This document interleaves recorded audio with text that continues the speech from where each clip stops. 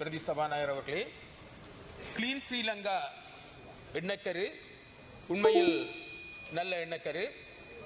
வீட்டை சுத்தமாக வைத்திருக்க வேண்டும் என்று நாங்கள் ஒவ்வொருவரும் விரும்புகின்றோம்.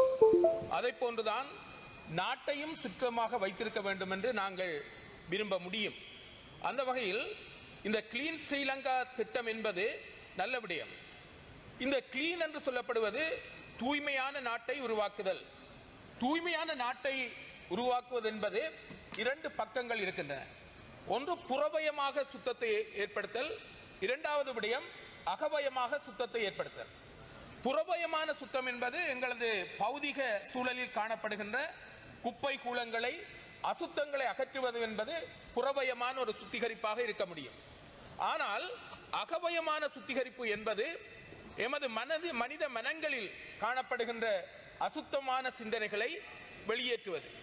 அந்த வகையில் பார்க்கின்ற போது எமது நாடு ஊழல், மோசடி, லஞ்சம், வீண்விரயம், திருட்டு, குற்றச்செயல்கள் போன்ற பல விடயங்களில் நிரம்பி காணப்படுகின்றது. கடந்த 77 ஆண்டுகளாக நமது நாட்டை தலைவர்கள் ஆட்சி செய்திருக்கின்றார்கள். இவ்வாறு ஆட்சி செய்தவர்கள் இந்த நாட்டில் சுத்தத்தை ஏற்படுத்தவில்லை, தூய்மையை ஏற்படுத்தவில்லை என்பது இந்த தூய்மையான ஸ்ரீலங்கா என்கின்ற கருத்திட்டத்தின் மூலமாக வெளிப்படுகின்றது. ஆகவே தூய்மையான விடயங்களை நாங்கள் ஆதரித்துத்தான் ஆக வேண்டும். அந்த வகையில் ஊழல் இல்லாத, மோசடி இல்லாத, கையூட்டு இல்லாத, திருட்டு இல்லாத, வீண்விரயம் இல்லாத ஒரு நாட்டை உருவாக்குவது என்பதை சகலரும் விரும்புவார்கள் என்று நான் நம்புகின்றேன். கடந்த காலத்தில் பல குற்றச்செயல்கள் நடைபெற்றிருக்கின்றன. குற்றவாளிகள் கைது செய்யப்படவில்லை, தண்டிக்கப்படவில்லை என்கின்ற குற்றச்சாட்டுகள் நிறைய காணப்படுகின்றன. எனவே பாரிய குற்றங்களை செய்துவிட்டு அவர்கள் கௌரவர்களாக உலா வருவதை காணக்கூடியதாக இருக்கின்றது. எனவே இந்த விடயமும் இந்த கிளீன் ஸ்ரீலங்கா என்கின்ற விடயத்திற்குள் உள்வாங்கப்பட வேண்டும்.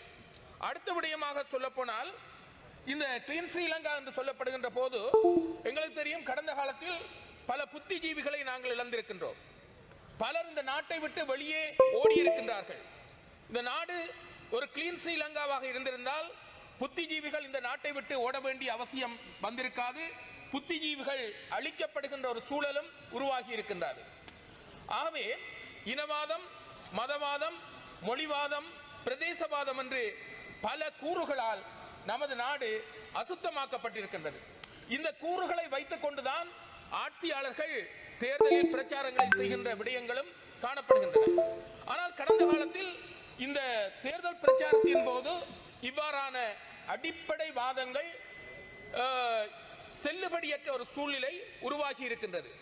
எனவே இதனை பயன்படுத்தி நீங்கள் ஒரு சுத்தமான நாட்டினை உருவாக்க வழிகிட்டால், நாங்கள் சுத்தமான வீட்டை விரும்புகின்ற கட்சிக்காரர்கள் என்ற வகையில் அதனை நாங்கள் ஆதரிக்க தயாராக இருக்கின்றோம். அதேவேளை இந்த விடயம் என்பது ஒரு கோட்பாட்டு நிலையில் காணப்படக்கூடாது. இது ஒரு செயல்பாட்டு வடிவம் பெற வேண்டும். சொல்லுவார்கள், சொல்லுதல் யாவர்க்கும் எளிய, அறியவாம் சொல்லிய வண்ணம் செயல் என்று சொல்வார்கள். இது திருக்குறள். சொல்லுவது எல்லோருக்கும் இலகுவாக இருக்கும், சொல்லிய விடயங்களை செய்வது என்பதுதான் கஷ்டமாக இருக்கும். எனவே இந்த விடயத்தை நீங்கள் அமுல்படுத்தி ஒரு சுத்தமான ஊழல், மோசடி, லஞ்சம், குற்றமற்ற, குற்றவாளிகளற்ற, போதையற்ற ஒரு நாட்டை உருவாக்குவது என்பது நாட்டுக்கு ஆரோக்கியமான விடயமாக இருக்கும். நாட்டை பலரும் விரும்பக்கூடிய ஒரு சூழ்நிலையில் இருக்கும். அதேவேளை நாட்டை விட்டு சென்றவர்கள் கூட இந்த நாட்டை நாடி வந்து இந்த நாட்டில் முதலிடக்கூடிய ஒரு சந்தர்ப்பம் வரும். அதற்காக இனப்பகை, மதப்பகை, இன ரீதியான சட்டங்கள், மத ரீதியான சட்டங்கள் என்று பாரபட்சமான சட்டங்கள், திட்டங்கள் என்பன தீட்டப்படுவது அகற்றப்பட வேண்டும் என்பதை இந்த இடத்தில் நான் கூறிக்கொள்ள விரும்புகின்றேன்.